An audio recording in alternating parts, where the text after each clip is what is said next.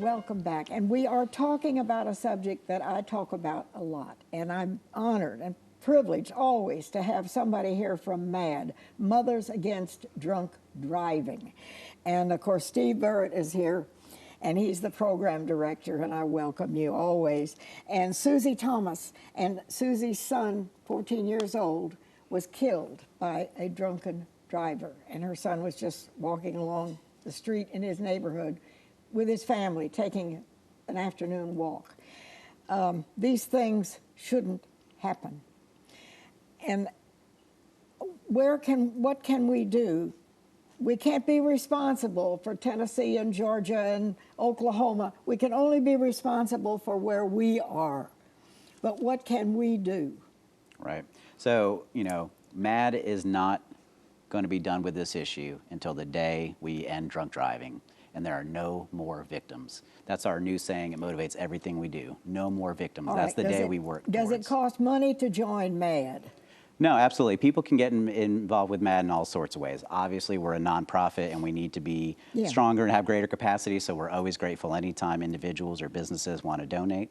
Yeah, people can get involved in all sorts of ways. And one of the simple ways I would recommend folks at home that have computers is just visit our website, madd.org/SC.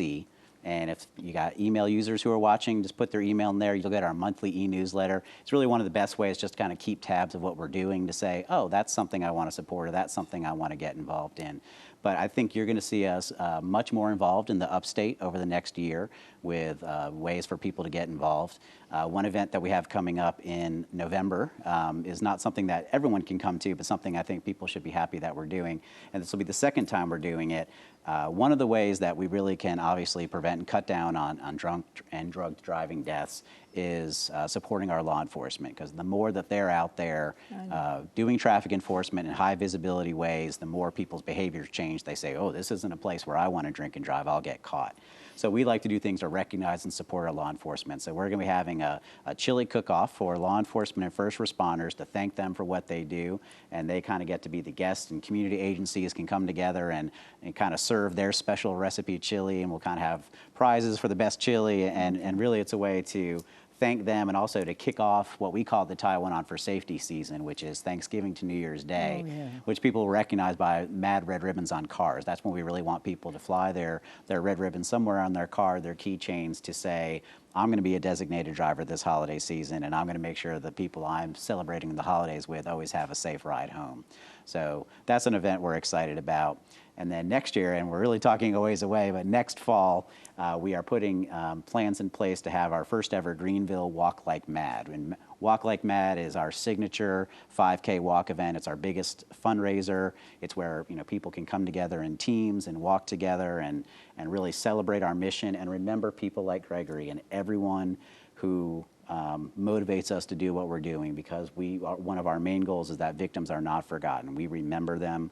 We know they keep us focused on why we need to keep everyone else safe. And so it's both very powerful, but also very family friendly. And so we're just starting to put plans in place, but that's going to be something that people from all over the upstate can come be a part of and really have a MADD event that they can show out and say, we're with you. We really want to work together on this. All right. So you've got plans coming up for all kinds of things that people can join in. Right. And that's meaningful.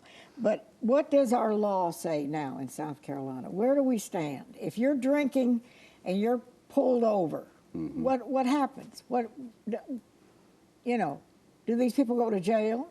Sure. So if an officer has a reason to think that the person may be impaired for some reason, whether it's by smell or sight, or they see an open container or something like that, they're well trained generally to do a roadside test on the side of the road, see if people are impaired. But yes, if they have reason to believe that you're impaired, you're gonna at least be taken to the jail to have to blow into the machine. License to drive? It depends ultimately on what you get convicted with, but if you refuse to blow into the machine, what they call the data master machine, there's an automatic license suspension. So a lot of people like to think they can kind of get away from any punishment if they just don't blow into the machine. Well, you do lose your license for 6 months automatically just for choosing. If you're not willing to participate. Right. But people do get, if they get convicted, they could lose their license. Although one of the things, again, related to Emma's Law that we're really trying to shift towards is kind of getting away from that mindset of, well, if they had a DUI, let's take away their license. research tells us that half to 3/4 of people who have their license taken because of a DUI continue to drive even without their license. So we would rather have people, not have a license suspension, and continue to drive to work, school, or whatever they have to do, but to have one of those ignition interlock devices on their car so that we all know that they're going to be driving, but let's make sure they're driving sober, and maybe even start to retrain them into thinking that is the only way to drive, so that whenever they have to have that device off, they've got those good habits hopefully built back up again. So are those devices available? Are they expensive?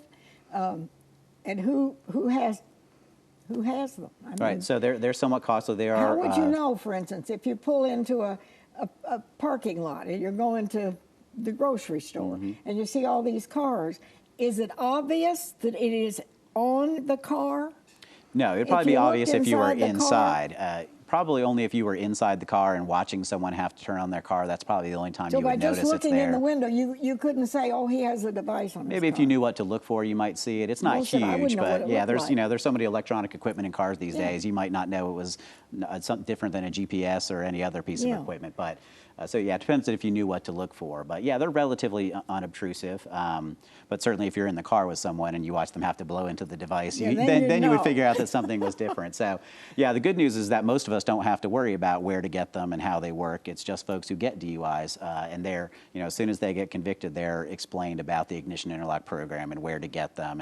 And they are somewhat expensive, but again, the cost is primarily borne by the offender. So for us as taxpayers, it doesn't really add to our bills or anything like that for people to have those devices. It just keeps us safe. But our laws are a little bit lenient in our state, would you say? They could be tighter. Other states? They could be tighter, and really, then there's that second level of just how all the things play out in the prosecution process. There's just too many points along the way where we make it too difficult for law enforcement and prosecutors to get convictions on people who are clearly impaired. So, the law can be better. We need to make it easier for prosecutions to take place too, because if people don't get the penalties associated with their first DUI, they're much more likely to repeat in the future. If we can, give good stiff penalties, but also, do things like ignition interlock devices, which change behaviors, we have a much better chance of deterring repeat offenses. Does some of this burden rest on the shoulders of judges?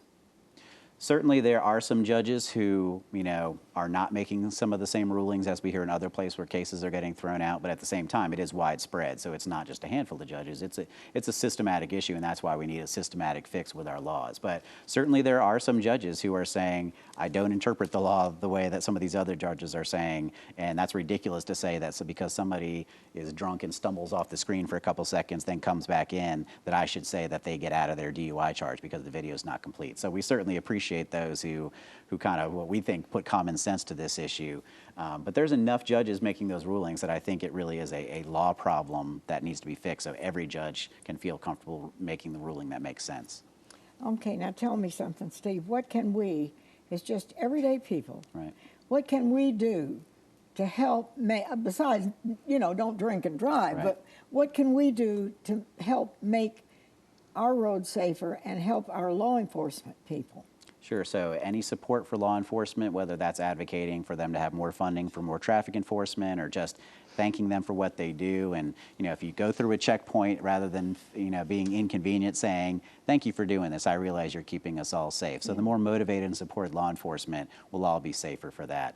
Certainly when the legislature comes back in January and we start to push for this change to the videotape statute to make it harder for people to throw out these cases over silly things with the video, that's a great time to let your legislator know what's going on. And other than that, just staying aware of what MADD's doing, because we have so many different ways. And one of the things that's important to talk about, something that Susie does, which is a wonderful service that is mostly done by our victims, but other people can get involved with, is we hold classes called victim impact panels for people who get DUI. And you can tell a little bit about what a VIP is like. My husband and I do it, and we do it at the sheriff's office. Sheriff Chuck Wright. At the sheriff's office? Yes, Sheriff Chuck Wright in Spartanburg County. He is, he's totally against it, and he lets us come to the sheriff's office, and we use the back room, the conference room, and we start off by showing a video. It's people from around the country that have been affected. And then we have speakers. My husband will speak, or I'll speak. And I've had a mortician there, the coroner there. I even had someone that had been in prison before, but they weren't in prison for DUI, but they were just there to tell what prison life is like. Yeah. You know, to be locked away. Now, you do this in Spartanburg. We do this in Spartanburg But County. there are MADD chapters wherever you happen to be. You know, you are in Spartanburg, but we have them here. They have them in North Carolina, Georgia. I mean, everybody. And so if you went on the internet and looked up MADD, you could find a chapter near you. And it doesn't cost money to join, but you're informed about what the law says. Yes. And if you have young people at home, you can talk to them. Every day. Yeah. Yeah. If that's what it takes, every day. Just remind a teenager when he goes out. Yeah. And No drinking and you know, driving. Don't get in the car with anybody that's been people drinking. are going to drink. Yes. So get ahead of time a designated driver, whether you're 20 or 70, it doesn't matter. Get somebody who isn't going to drink to be. That's right. That would help all of us. wouldn't it? Absolutely. Keep in touch. Bless you. Thank you. Thank you. And maybe we can all get on board and help MADD and help our state and our nation. Thank you for coming. Thank Thank you. you. Bless you. Stay well. Drive safely. We'll see you next time.